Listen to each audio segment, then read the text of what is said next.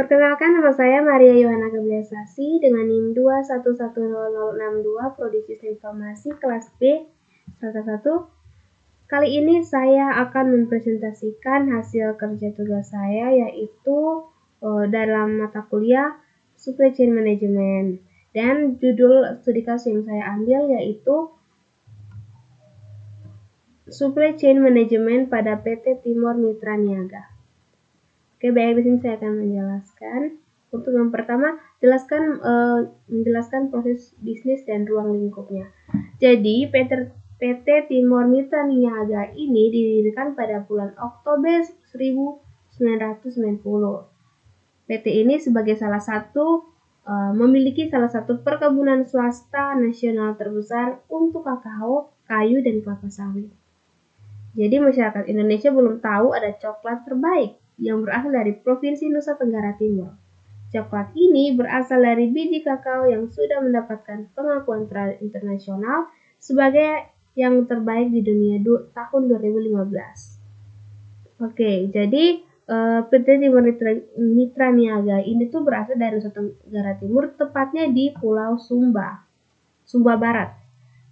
Jadi mereka di dalam PT ini mereka menghasilkan membuat sebuah produk dari perkebunan PT Timor Mitra Niaga, yaitu kakao. Mereka memproduksi menjadi sebuah produk coklat.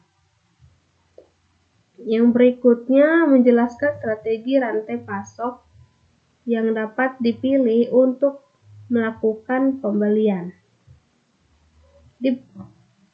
Di PT Timor Mitra Niaga, strategi yang mereka lakukan yaitu dengan mendistribusikan produk-produk di dalam daerah Sumba dan sudah meluas di Indonesia.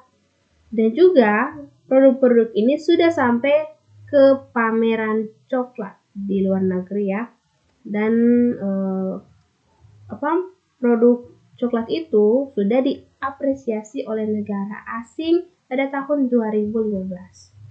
Mereka menerapkan sistem penjualan offline dan online. Kalau offline, pembeli bisa langsung masuk ke toko yang sudah didistribusikan coklat itu. Namun untuk penjualan online, PT Timor Mitra Niaga membangun sebuah website agar dapat mempromosikan ke pelanggan dengan luas. Selanjutnya, menjelaskan strategi rantai pasok yang dapat dipilih untuk melakukan pembelian. Oke, di sini mereka akan membuat website. Nah, ini ada produk-produknya. Nah, di sini jadi untuk pembeliannya mereka langsung dapat mengunjungi websitenya yang bernama gahuracoklat.kupang.com. Nah, ini sudah ada di Kupang juga ya. Lalu, menggambarkan jelaskan supply chain yang menunjukkan adanya rantai yang dimulai dari supplier sampai pelanggan. Nah, jadi untuk biji kakao ini dipetik dari perkebunan yang mereka miliki, yaitu perkebunan kakao. Setelah itu buah kakao dipetik langsung dan dipetik langsung dari pohonnya. Lalu biji itu mereka langsung membersihkan di dalam kebun itu, jadi langsung saja memisahkan, sehingga petugas yang membawanya itu hanya berupa biji yang sudah dibersihkan, biji kakao yang sudah dibersihkan, lalu dibawa oleh truk ini. Setelah itu truk ini juga akan membawakan ke proses produksi coklat. Nah, di proses produksi coklat ada tahap, yaitu di mana tahap pengeringan. Jadi truk itu juga akan membawakan hasil dari pengeringan atau hasil fermentasi di rumah produksi ini ke gudang. Jadi mereka stoknya tuh ke gudang. Selanjutnya ada juga stok untuk buat produknya. Nah, untuk membuat produknya itu kan mereka takar berapa saja, jadi tidak terlalu banyak. Jadi akhirnya yang lainnya itu akan di stok ke gudang. Selanjutnya, nah setelah ini ada proses produksi, mereka akan mendistribusikan coklat itu. Nah, seperti apa cara mendistribusikan? Jadi, cara mendistribusinya itu yang pertama mereka mendistribusikan kepada retailer besar, sehingga sini bisa mendapatkan coklat mereka. Jadi retail itu ini menjual kembali. Selanjutnya juga bisa menggunakan Gojek, dan juga di sini mereka memasarkan lewat online. Karena di sini zamannya sudah canggih, mereka juga sudah memiliki webnya. Jadi orang di luar Sumba juga bisa mendapatkan coklat itu lewat pemesanan online di dalam web mereka. Selanjutnya mereka juga sudah mendistribusikan coklat ini sampai ke luar negeri, yaitu negara Australia. Oke. Selanjutnya, menjelaskan manajemen dan transportasi dan distribusi yang digunakan. Manajemen yang digunakan, transportasi yang digunakan adalah sebuah truk, di mana truk itu mengangkut biji kakao. Nah, ini biji kakao yang sudah dibersihkan ya. Nah, jika sudah dibersihkan, lalu mereka mengangkut ke dalam truk. Nah, truk ini akan menuju mana? Truk ini akan menuju rumah produksi tadi ya, seperti ini. Nah, truk ini akan menuju rumah produksi ini.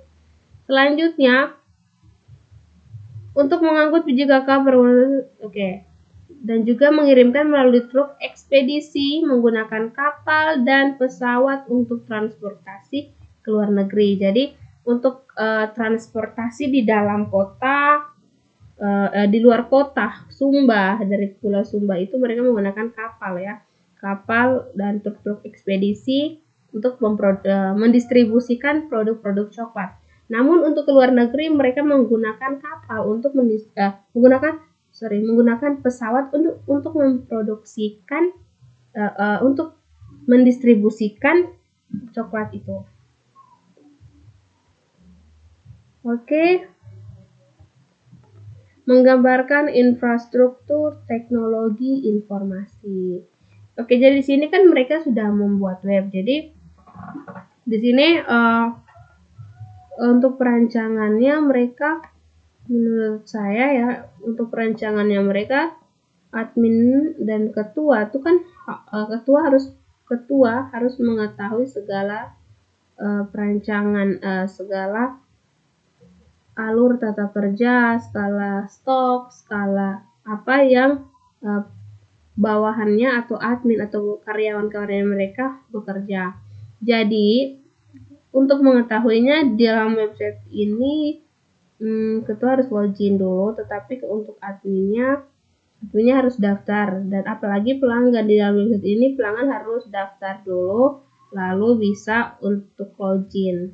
Namun kalau seketika membuka web ini kita bisa langsung melihatnya, langsung membeli. Tapi kalau untuk mau membeli stok ini pelanggan harus daftar, login, lalu dapat membelinya. Selanjutnya, nah ini menjelaskan perancangan sistem SCM yang dibangun. Nah di sini agar tidak terjadi penumpukan stok di gudang dan kehilangan bahan mentah, maka dibuatlah perancangan sistem supply chain management. Yang tadi kan coklatnya itu kan ditaruh di dalam gudang ya. Dengan menggunakan aplikasi supply chain management bagi petugas dan ketua PT untuk mitra niaga agar dapat terintegrasi dengan baik. Jadi aplikasi itu perancangannya sebenarnya seperti ini, agar ketua juga bisa mengetahui stok-stok barang yang masih di dalam website itu dengan barang yang ada di PT mereka.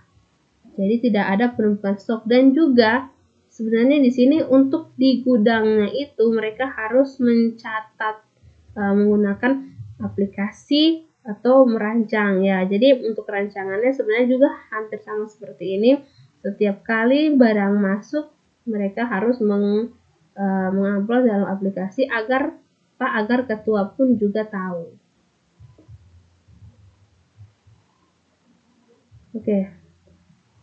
Oke, baik, sekian dari saya mengenai presentasi dengan judul studi kasus supply chain management pada PT Timor Mitra Niaga. Terima kasih.